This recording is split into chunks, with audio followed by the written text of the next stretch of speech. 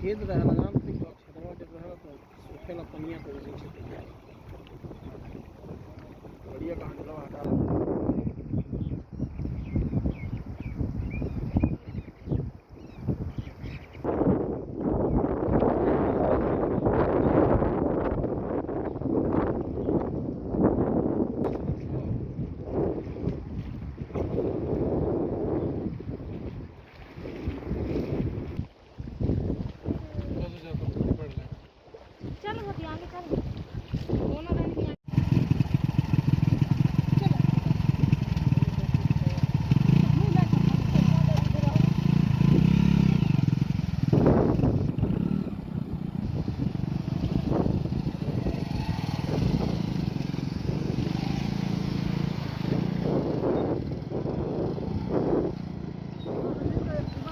का वही के टेस्ट जाते हैं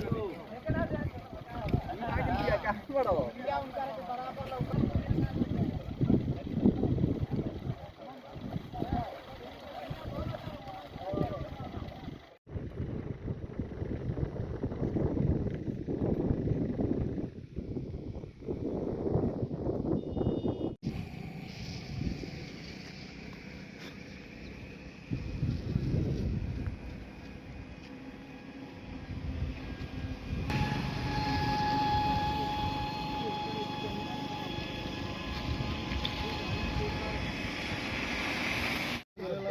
जाता हूँ हालत खराब है हम लोग को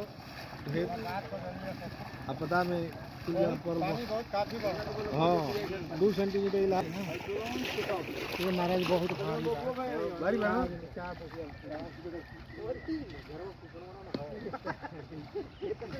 कचौरी ले वो जल गाँव पर ढोक लिया क्या करबो लेकिन ये तो नहीं खींचो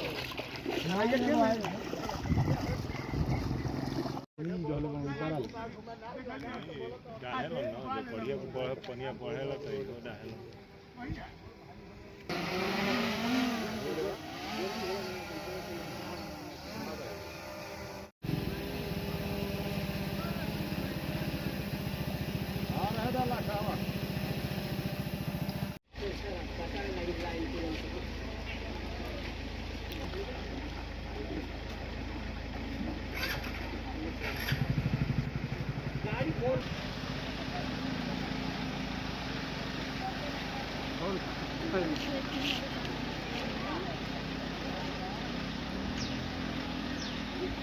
पूरा बंद ना हो गाड़ी कहत हो चल जाए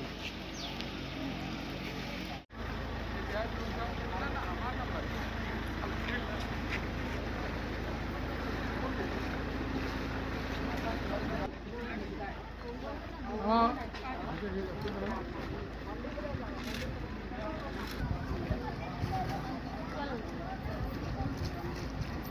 ये किसका मंदिर है भगवती माई के चलिए चलिए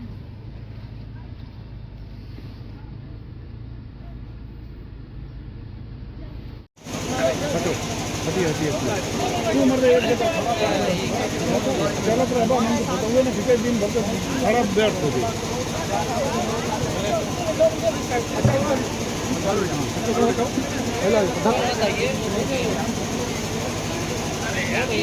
तू मर तू भाई कह दीजिए ना वहीं कुर्सियों पे यहाँ पे ऐसे खड़ा होटल तो उनके आगे रखवाना आगे बढ़ो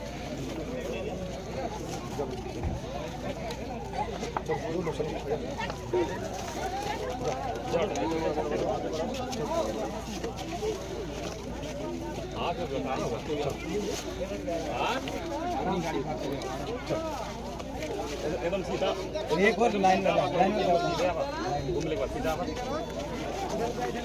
हाँ एकदम सीधा सीधा चलो आगे बढ़ते रहे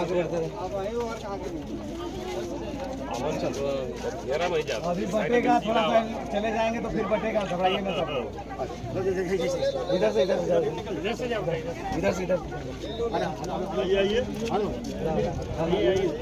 आप लोग थोड़ा पीछे आ जाओ बताना हो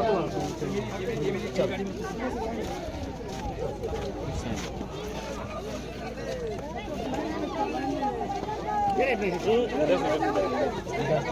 आराम से। अच्छा उधर लिख लो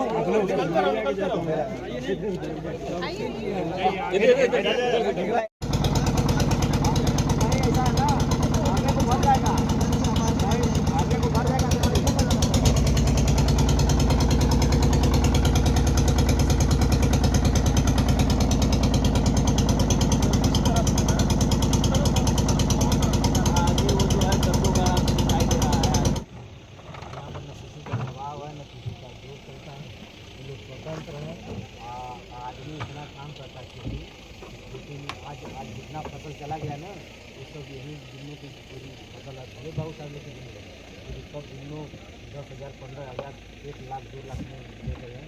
जब मुआवजा जो रहेगा खेत वाले का नहीं मुआवजा का तो शासन से है। फ्लड प्लेन्स तो ये तो सर ये गंगा यहाँ पर चले आप अपने मकान पे दिखा दें गहराई है डर नाशा में भी बैठे हुए हैं सब जगह बैठे हैं।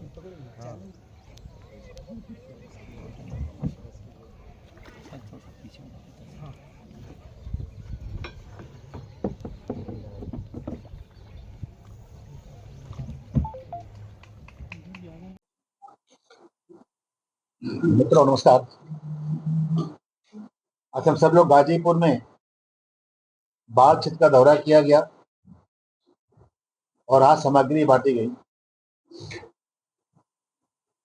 जो जिले के प्रशासन के लोगों के बैठक लिया गया उसमें पाया गया कुल 143 प्रभावित राजस्व गांव हैं जहां बाढ़ प्रभावित हुआ है। लगभग 229 के आसपास मजरे हैं और 115 हमारे मजरे प्रभावित है। कुल 115 हैं और हमारे पास लगभग 40 सड़कें ऐसी हैं जो यातायात को प्रभावित की है।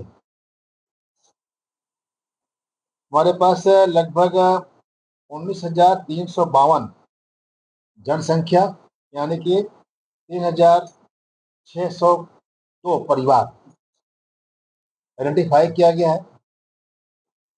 सरकार की तरफ से इनको सारे सुविधाएं दी गई है, अनाज का भी है, पका हुआ खाना भी है, वो पहुंच रहा है। जो जानवर है उनके लिए चारा है, बच्चों के लिए दूध है, बिस्किट है, यह प्रॉपर पहुंच रहा है। लगभग यहाँ पर पुलिस के जल पुलिस की टीम है, उनके भी नाव है और गांव वाले कभी कभी अपने घर से आने जाने के लिए नाव की प्रतीक्षा करती हैं तो नाव का व्यवस्था किया गया है। लगभग 131 बनाया गया है पुलिस चौकी बाढ़ की रिहर्सल करने के लिए। ये हमारा एक्टिव यहाँ पर है।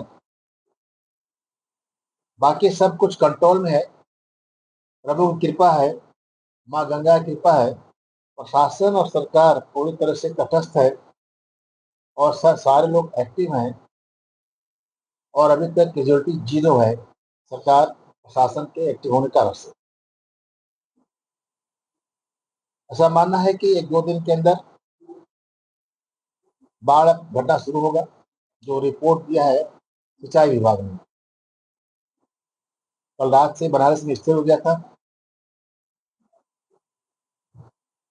जो सामग्री बांटी जा रही है इन सामग्री में सामग्री 1 हफ्ते के लिए है। अगर 1 हफ्ते में बाढ़ काम नहीं होता है दोबारा से फिर से सामग्री बांटी जाएगी। आप सबसे व्यक्तिगत तौर पर यह अपेक्षा करता हूँ हमारे हिसाब से संगठन के लोग भी और निश्चित स्तर पर तहसीलदार, लेखपाल सारे लोग एक्टिव सूची बना रहे हैं। कहीं कुछ छूटता है तो आप भी बता देंगे तो सहायता करें, हम सहायता करेंगे। किसानों की बहुत सारी फसलें बर्बाद हुई है और ऐसे में बहुत सारे ऐसे किसान हैं जो फेसबुक पे काम कर रहे हैं कि सर कैसे इसका मुआवजा किया जाएगा। अगर किसी का फसल नुकसान हुआ है तो सरकार उसकी भरपाई भी करेगी। अगर किसी ने जमीन लिया है बटाई पर तो सरकार की नीति बन गई है कि बटाई करने वाले को सहायता मिलेगी। लेकिन बाढ़ हटने के बाद यह एक सर्वे होगा। सर्वे में देखा जाएगा कि अगर किसी को फसल नुकसान हुआ है, माना अभी धान की खेती करने वालों को, अभी धान की खेती में बहुत डैमेज नहीं हुआ है ये सब्जी के खेती जो किसान है उनकी डैमेज हुई है सर। जो सब्जी के खेती जो कर रहे हैं उनके तो लगभग पूरी तरह से खत्म हो चुके हैं।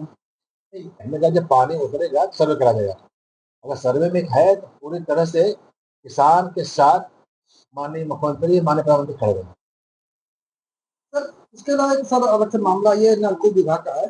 कुछ ठेकेदार और लोगों का ये आरोप है कि वहाँ के जो कुछ जो अधिकारी हैं बगैर काम कराए कुछ लोग का पेमेंट कर दे रहे हैं और कुछ पेमेंट ऐसे कर रहे हैं, काम कोई और करा रहा है, पेमेंट किसी और को कर रहे हैं। मेरे बगल सारे अधिकारी बैठे हुए आपकी बातें सुन रहे हैं, इसकी जांच कराएंगे।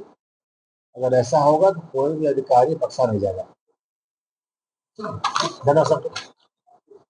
एक बयान जारी किया कि एक अरब से ज्यादा जो है तीर्थराज प्रयाग में खर्च किए गए और प्रयाग में खर्च किया गया, प्रयागराज टूटा। कोई कुछ बोल रहा है। कभी कभी हमें पूर्व के मुख्यमंत्री जी के बचकाना बयान पर और बचकाना क्वेश्चन पर दोनों दया आता है। दया आज भी आ रहा है। तो आजकल पीजीए की बड़ी चर्चा हो रही है, पीजीए पाठशाला चलाई जा रही है, कितना फर्क आएगा सर?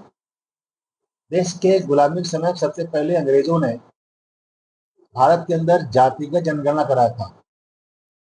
1857 में जब मंगल पांडे ने बगावत किया, झांसी रानी ने किया, तो लगा कि अंग्रेज के हमको देश छोड़ना पड़ेगा।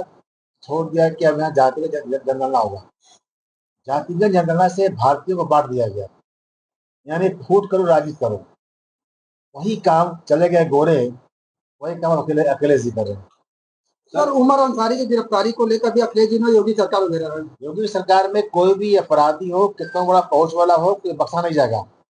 अगर अपराध हम करें चाहे सामने वाला करेगा, कार्रवाई सब पर होगी। प्रशासन के लोग कार्रवाई कर रहे हैं। सांसद यहीं से है अफजल अंसारी, वो कह रहे हैं कि सरकार केवल इस बात से घबराई हुई कि चुनाव में जीत नहीं पा रही है, इस वजह से कार्रवाई।